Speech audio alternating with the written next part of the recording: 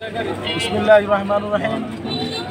বাংলাদেশ খেলাফত ছাত্র মজলিস কর্তৃক আয়োজিত আজকের এই গণসংযোগ ও ফ্যাসিবাদ বিরোধী আন্দোলনে মাঠ পর্যায় থেকে আমরা আজকে ছাত্র বন্ধুদের নিয়ে আমরা বাংলাদেশ খেলাফত মজলিসের পক্ষে ফ্যাসিবাদ বিরোধী বক্তব্য দিয়েছি।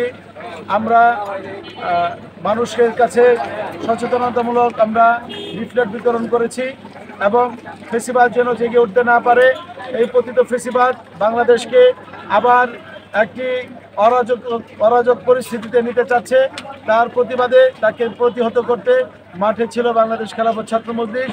আগামীতে সকল ডাকে সকল সংগ্রামে কেন্দ্রীয় নির্দেশ মোতাবেক বাংলাদেশ খেলাফত ছাত্র মজলিস থাকবে এবং বাংলাদেশ খেলাফত ছাত্র মজলিস যে ছাত্রদের জ্ঞান অর্জন, চরিত্র গঠন এবং সমাজ বিপ্লবের যে একটা আন্দোলন, সেই আন্দোলনকে ছড়িয়ে দিবে সকল প্রতিষ্ঠানে, সকল ছাত্রদের কাছে। আমি এই আশা ব্যক্ত করে আজকে বাংলাদেশ খেলাফত ছাত্র মজলিসের এই প্রোগ্রামকে সাফল্যমণ্ডিত হওয়ার জন্য আমি সকল ছাত্রবন্ধুকে ধন্যবাদ জানিয়ে আমার বক্তব্য শেষ করছি। আসসালামু আলাইকুম।